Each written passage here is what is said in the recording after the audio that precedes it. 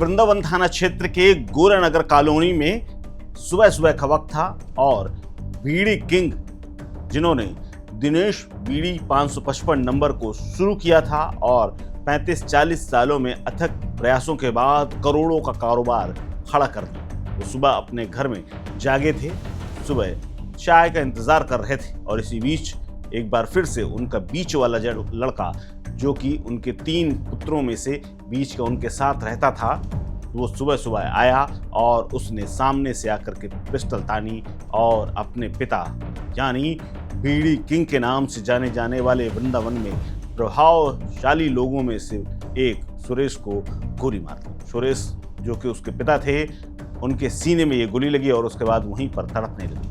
आनन फानन में गोली की आवाज़ सुन करके घर में मौजूद तमाम नौकर और परिवार के लोग आना शुरू ही हुए थे, उन्हें बचाने वाले ही थे। किसी बीच में गोली चलाने वाले नरेश ने भी अपने कनपट्टी पर एक पिस्टल लगाई और पिस्टल से खुद को गोली मारी। अब सबसे बड़ा सवाल यह है कि इतने बड़े संभ्रांत परिवार में जिसके पास पैसे की कोई कमी नहीं थी, धन दौलत शोहरत नाम सब कुछ था, आखिर उस परिवार में ऐसी क्या वजह हुई जिसकी वजह से एक बेटे ने अपने पिता को न सिर्फ गोली मार दी, उसके बाद खुद को भी खत्म कर लिया। पूरी वारदात वृंदावन थाना क्षेत्र के गौरा कॉलोनी में हुई है।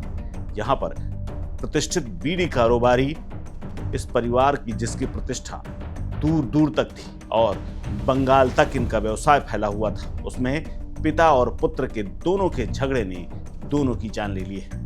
इस घटना के बाद से स्थानीय उनका व्यापारी समुदाय बेहद दुखी और शोक और इसके अलावा पूरे परिवार में मातम फैला हुआ है। पुलिस ने मृतकों के शवों को पोस्टमार्टम के लिए भेज दिया है और पहचान उनकी दिनेश बीड़ी के मालिक सुरेश चंद्र अग्रवाल और उनके बेटे नरेश अग्रवाल के रूप में हुई है। सुरेश चंद्र अग्रवाल के 3 बेटे थे। नरेश जिसने इस वारदात को अंजाम दिया है वो बीच का था।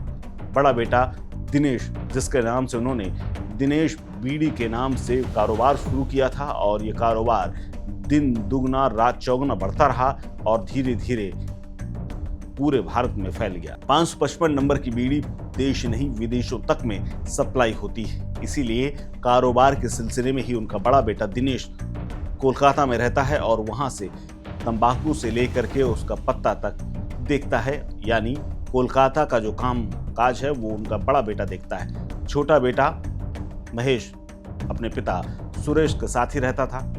नरेश के बेटे का अभी हाल में ही विवाह हुआ था और कहा जा रहा है कि नरेश जो कि शराब का आदी था, उसको लगातार इस बात का डर था कि धीरे धीरे कारोबार में कब्जा उसके बड़े भाई का हो रहा है और उसके हाथ से बहुत सारी जायदाद निकलती जा रही है, क्योंकि बड़े भाई को एक पूरा अच्छा खासा हिस्सा बंगाल में मिल चुका था और बंगाल में अच्छा खासा उसका कारोबार फैल चुका था। बड़ा बेटा दिनेश वहां से कच्चा माल भेजता था और उसी माल से घर के बाहर बनी हुई एक फैक्ट्री में 555 नंबर की बीड़ी बनाई जाती थी। नरेश का भी कारोबार में हाथ था, लेकिन नरेश और उनके पिता सुरेश के बीच में कारोबारी रिश्तों को लेकर के विवाद हुआ और उसके बाद इस पूरी वारदात की जड़ भी यही बनी। शुक्रवार की रात को भी दोनों के बीच में तीखी बहस हुई थी। हालांकि दोनों बाद में घर वालों के समझाने के बाद अपने अपने कमरे में चले गए और जाकर के सो गए। रात में हुए झगड़े के बाद नरेश अग्रवाल रात भर सो नहीं सका और सुबह का इंतजार करने लगा। पिता जैसे ही चाय पीने के लिए बाहर आए, उनके ऊपर गोली चला दी। नरेश अग्रवाल जिसकी पिस्टल लाइसेंसी थी, उसी पिस्टल से उसने पिता को भी गोली मारी और खुद भी मार करके खत्म कर दिया। जो गोली उसने सुरेश अग्रवाल यानी पिता पर चलाई थी वो उनके सीने में लगी और उसके बाद वहीं पर गिर पड़े और तड़पने लगे। परिवार वाले दौड़ करके आए, उनको लेकर के अस्पताल जाने की तैयारी में ही थे कि दूर खड़ा नरेश जिसने अपनी कनपट्टी में पिस्टल रखा और पिता को मरता हुआ देख करके उसने खुद को भी गोली मार ली। आनन फानन में परिवार वालों ने दोनों को ले जाकर के अस्पताल में भर्ती कराया, जहां पर मिशन हॉस्पिटल में दोनों को मृत घोषित कर दिया गया।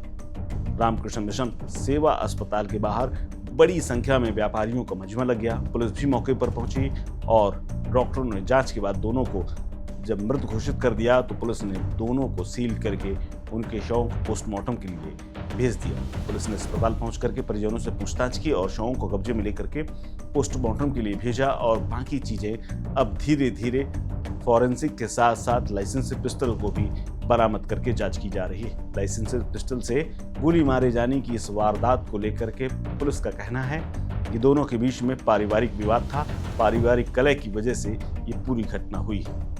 पुलिस इस बात की भी जांच कर रही कि वास्तव में झगड़े की मेन वजह क्या थी, क्या संपत्ति का बंटवारा था या फिर कोई व्यक्तिगत खुन्नस थी। इस घटना ने एक पल में एक प्रतिष्ठित परिवार को उजाड़ करके रख दिया है और पूरा परिवार अब मातम के धुएं से गूंज रहा है। इस पूरी घटना ने पूरे शहर को झकझोर करके रख दिया है। पुलिस का कहना है कि नरेश ने पहले पिता को गोली मारी और उसके बाद खुद को गोली मार करके खत्म कर लिया है। इस खबर को लेकर के आप क्या सोचते हैं, हमें कमेंट बॉक्स में कमेंट करके जरूर बताएं।